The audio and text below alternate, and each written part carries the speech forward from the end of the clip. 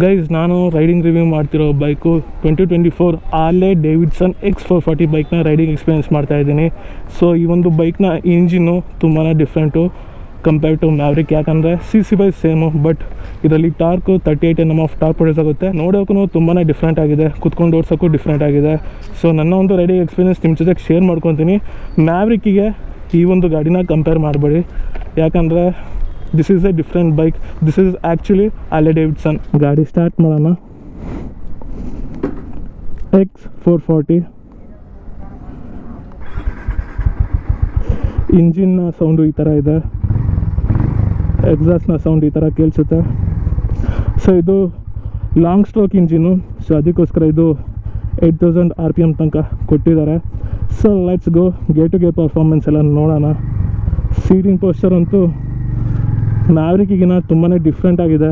Maverick ಯಾವ ಥರ ಇದೆ ಅಂದರೆ ಲೈಕ್ ಅದೊಂಥರ ಸ್ಪೋರ್ಟ್ಸ್ ಬೈಕ್ ಥರ ಇದೆ. ಇದು ಪಕ್ಕ ಒಂದು ರಾಯಲ್ ಎನ್ಫೀಲ್ಡ್ ಕ್ಲಾಸಿಕ್ 350 ಬೈಕ್ ಥರನೇ ಇದೆ. ಇನ್ಸ್ಟ್ರೂಮೆಂಟ್ ಕ್ಲಸ್ಟರು ನಂಗೆ ಸಖತ್ ಇಷ್ಟ ಆಯಿತು. ಮ್ಯಾವ್ರಿಕಲ್ಲಿ ಒಂದು ಹಾಕೊಂಡು ಚಿಕ್ಕದು ನೋಡೋಕೆ ಹಿಂಸೆ ಆಗ್ತಿತ್ತು. ನೋಡಿ ಲೈಟ್ ಯಾವ ಥರ ಫಾಲ್ ಆಗ್ತಿದೆ, ನಾರ್ಮಲ್ ಲೈಟ್ ಇದು ಹೈ ಬೀಮು. ನೈಟ್ ಟೈಮ್ ತುಂಬಾ ಹೆಲ್ಪ್ ಆಗುತ್ತೆ, ಚೆನ್ನಾಗಿ ಬೀಳ್ತಿದೆ fall.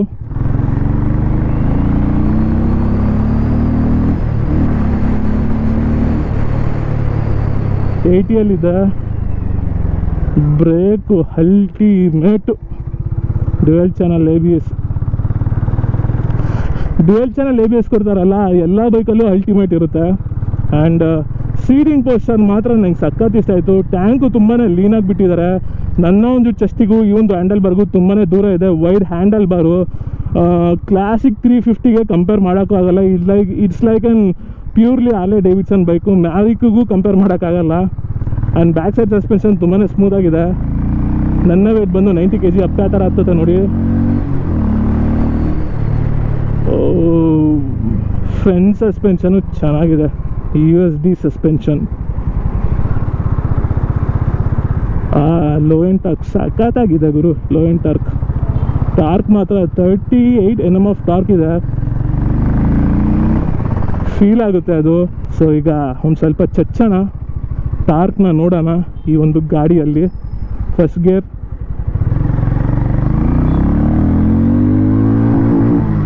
50 first gear. Second gear 70.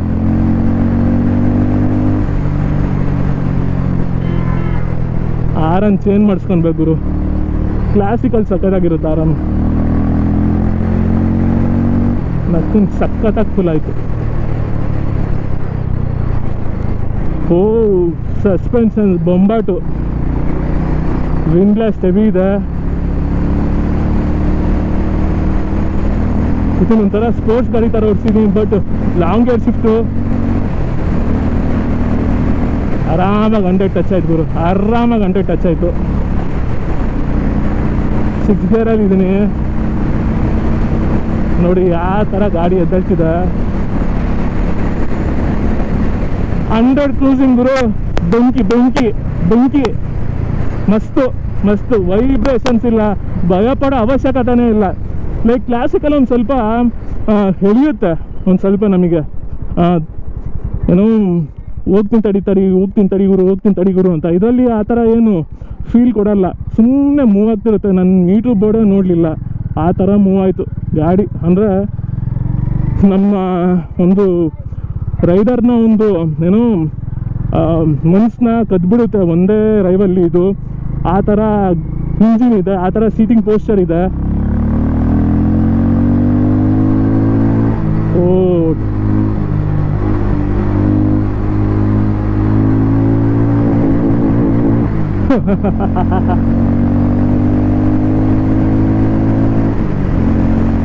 Stability ಇದೆ, ಅಸಿಸ್ಟೆಂಟ್ ಸ್ಲಿಪ್ಪರ್ ಕ್ಲಚ್ ಇದೆ, ಗೇರು ಸಖತ್ತಾಗಿ ಚೇಂಜ್ ಆಗುತ್ತೆ. ಐ ಆಮ್ ಫೀಲಿಂಗ್ ಲೈಕ್ ನನಗೆ ಕ್ಲಾಸಿಕ್ ಥರನೇ ಫೀಲ್ ಆಗ್ತಿದೆ. ಬಟ್ 100 ಎಲ್ಲ ಲೆಕ್ಕಕ್ಕೆ ಇಲ್ಲ ಈ ಗಾಡಿಗೆ, ಸುಮ್ಮನೆ ಮೂವ್ ಆಗ್ತಿದೆ. ಸಸ್ಪೆನ್ಷನ್ ಅಂತೂ ಹೈಯರ್ ಸ್ಪೀಡ್ಸಲ್ಲಿ ಕುರುಗ್ತಿದೆ. ಸಖತ್ತಾಗಿದೆ ಗುರು ನಿಜವಾಗ್ಲೂ. ಮ್ಯಾವ್ರಿಕ್ ಏನೂ ಇಲ್ಲ. ಮ್ಯಾವ್ರಿಕ್ಕು ಹೀರೋದವರು ಅವ್ರ ಜೊತೆಗೆ ಕ್ಲಬ್ ಆಗಿರೋದ್ರಿಂದ ಮ್ಯಾವ್ರಿಕ್ ಬಿಟ್ಟಿದ್ದಾರೆ ಅಷ್ಟೇ. ಮ್ಯಾವ್ರಿಕ್ ಏನೇನೂ ಇಲ್ಲ, ನಾನೇ ಓಡಿಸಿದ್ದೀನಿ. ಇದು ಒಳ್ಳೆ ಫೀಲ್ ಆ್ಯಂಡ್ ಫೀಡ್ಬ್ಯಾಕ್ ಇದೆ, ಸಕ್ಕತ್ತಾಗಿದೆ, ನನಗೆ ಸಖತ್ ಇಷ್ಟ ಆಯ್ತಪ್ಪ.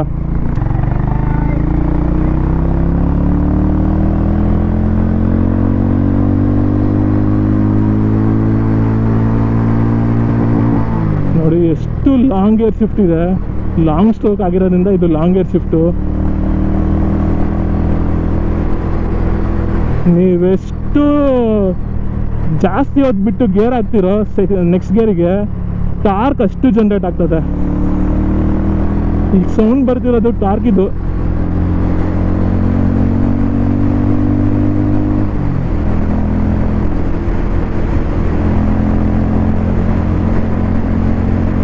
ಕಾರ್ನರಿಂಗ್ ಎಲ್ಲ ಆರಾಮಾಗಿ ಮಾಡ್ಬೋದು. 100 ಆರಾಮಾಗಿ ಟಚ್ ಆಯಿತು, ಹಂಗೆ ಕ್ರೂಸಿಂಗು ಮಾಡ್ಬೋದು 100ಅಲ್ಲಿ, ಏನು ಕಷ್ಟಪಡೋ ಅವಶ್ಯಕತೆ ಇಲ್ಲ. ಬೊಂಬಾಟ್ ಗಾಡಿ ಗುರು, ಬೊಂಬಾಟ್ ಗಾಡಿ, ಏಕ್ ನಂಬರು. ಕ್ಲಾಸಿಕ್ ಯಾರಿಗಾನ ಇಷ್ಟ ಇಲ್ಲ ಅಂದರೆ ಕ್ಲಾಸಿಕ್ 350, ಅಂಟರ್ 350, ಕ್ಲಾಸಿಕಲ್ 350 ಸೆಗ್ಮೆಂಟಲ್ಲಿ ಏನೇನು ಬರ್ತಾವ ಯಾವ ಇಷ್ಟ ಇಲ್ಲ ಅಂದರೆ ಕಣ್ಣು ಮುಚ್ಕೊಂಡು ಈ ಗಾಡಿ ತಗೊಳ್ರಿ. ಹಾರ್ಲೆ ಡೇವಿಡ್ X440 ಮಸ್ತ್ ಗಾಡಿ, I like it, I love it.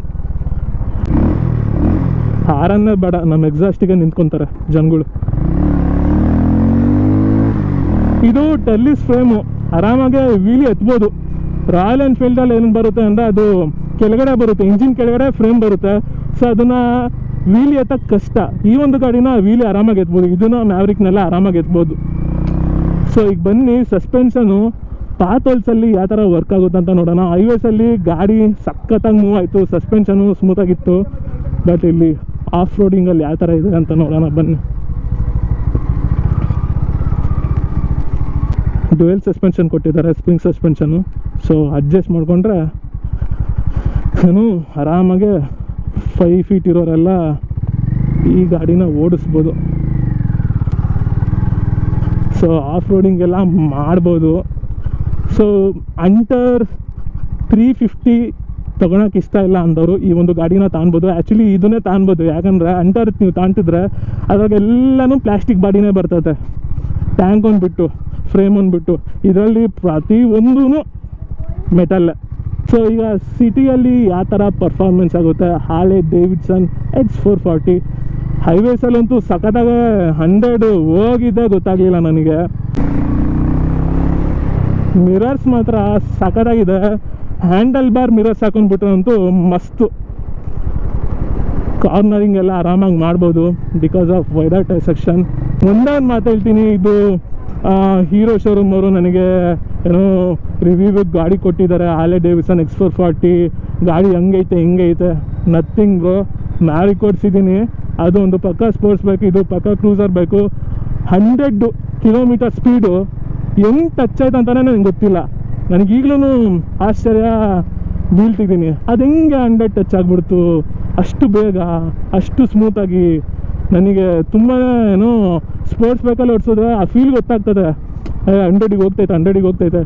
ಇದು ಫೀಲಾಗಿ ಕೊಡಲಿಲ್ಲ ಗುರು. ಯಾವ ಥರ ಫೀಲ್ ಅಂದರೆ ನನಗೆ ಈಗ ಇನೋವಾ ಕ್ರಿಸ್ಟಾದಲ್ಲಿ 120 ಹೋಗ್ತಿದ್ರೆ ಒಂದು ಫೀಲ್ ಆಗುತ್ತಲ್ಲ ನಮಗೆ, ಆ ಥರ ಈ ಗಾಡಿ ಫೀಲ್ ಕೊಡ್ತಿದೆ. ಸಿಗ್ನಲಲ್ಲಿ ನಿಂತಿದ್ದೀನಿ, ನನ್ನ 2 ಕಾಲು ಫ್ಲ್ಯಾಟ್ ಫುಟ್ ಆಗ್ತಾ ಇದೆ. ನನ್ನ ಇದು ಬಂದು 5.7. ಸೊ ಓಡೋಮೀಟ್ರಲ್ಲಿ ಈ ಒಂದು ಗಾಡಿ 2899 ಕಿಲೋಮೀಟರ್ ಓಡಿದೆ. ಆದ್ರೂ ನನಗೆ ಇಲ್ಲಿ ಗಾಡಿಯಲ್ಲಿ ನನಗೆ ವೈಬ್ರೇಷನ್ ಬರ್ತಿಲ್ಲ. ಮನೋರೆಲ್ಲ ಲೆಕ್ಕನೇ ಇಲ್ಲ, ಆರಾಮಾಗಿ ಹೋಗುತ್ತೆ. ಟ್ಯಾಕಲ್ ಮಾಡಿಕೊಂಡು ಸಿಟಿ ಟ್ರಾಫಿಕಲ್ಲೆಲ್ಲ ಓಡಿಸ್ಬೋದು. ಟರ್ನಿಂಗ್ ಎಲ್ಲ ಆರಾಮು, ಬೆಣ್ಣೆ ಇದ್ದಂಗೆ. ಈ ಗಾಡಿನ ಈ ಥರ ನಿಂತ್ಕೊಂಡು ಓಡಿಸ್ಬೋದು. ಲೇ ಲಡಾಖಲ್ಲಿ ಈ ಥರ ನಿಂತ್ಕೊಂಡು ಓಡಿಸಿದ್ರೆ ಮಜಾನೇ ಬೇರೆ. ಬ್ಯಾಲೆನ್ಸಿಂಗ್ ಎಲ್ಲ ಚೆನ್ನಾಗಿದೆ ಗುರು. ನಮ್ಮ ತಿಗ ಏನಾರ ನೋವು ಬಂದರೆ ಈ ಥರ ನಿಂತ್ಕೊಂಡು ಓಡಿಸಿದ್ರೆ ಸಖತ್ತಾಗಿರುತ್ತೆ ಹೈವೇಸಲ್ಲಿ. ಸೊ ಈ ಗಾಡಿ ಒಂದೇ ಒಂದು ಮಾತಾಡೋದು, ಸೆಕ್ಸಿ, ಬ್ಯೂಟಿಫುಲ್, ಮಾರ್ವಲೆಸ್, ಫ್ಯಾಂಟಾಸ್ಟಿಕ್.